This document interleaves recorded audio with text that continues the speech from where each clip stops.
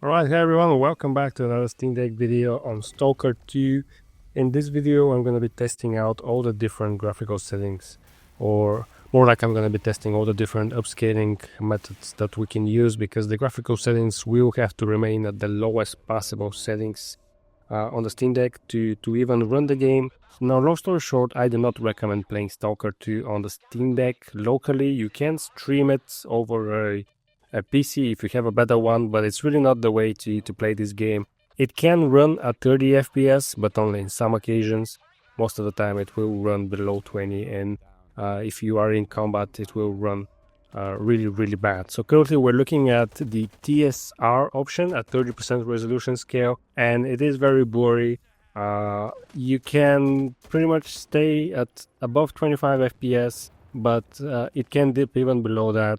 Yeah, during the night it actually will get more FPS because there's not so much to display. But yeah, TSR 30% resolution scale.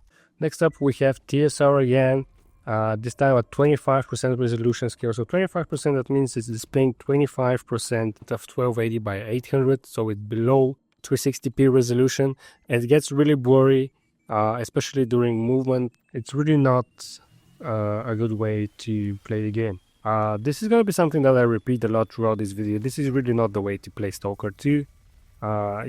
Even though it runs a little bit better than most Unreal Engine 5 titles, it still doesn't run nearly good enough to call it playable. All of this footage, by the way, is locked to 30 FPS. There's no point to even try to get above 30 FPS. As you can see, I'm currently staying at 30 in this scene, but this scene is like a semi-cinematic because you're not really playing, you're just watching what happens, and even that will drop below 30.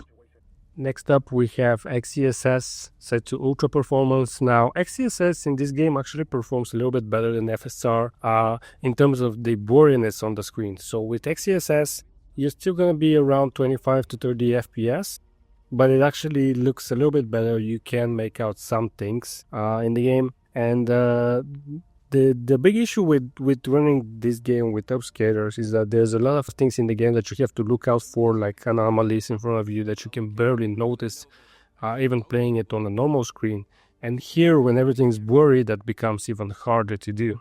So even though you can get to 30 FPS, as soon as you start doing some more action-packed stuff, even running around or even getting shot, in fact getting shot will drop you down below 20 frames because there's screen effects that appear, there's some effects that appear on the screen, like you get blood splatters and stuff, so that will definitely drop the FPS below 20. Next up we have XeSS Performance, so that's one level up from Ultra Performance. So allegedly it looks a little bit better, but it does run worse. There's nothing really much I can tell you about that.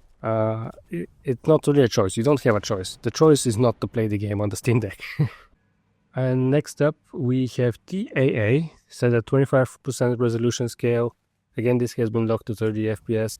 I think this looks the worst from all of them. It is a little bit of an older technology when it comes to upscaling, and it's definitely not recommended to use in any game. Now, I did also experiment with frame generation. So frame generation is available for this game, but there is absolutely terrible input lag. Now, I've had some games with amazing frame generation, like God of War Ragnarok. This game, you turn on frame generation, you barely notice any input lag. But for Stalker 2, it's actually impossible to play it. Like, I cannot translate it, I cannot translate it in this video, but trust me, the input lag is horrible. Next up, we have FSR set to balanced, and the game resolution set to 1024 by 768. This is the lowest that it can go.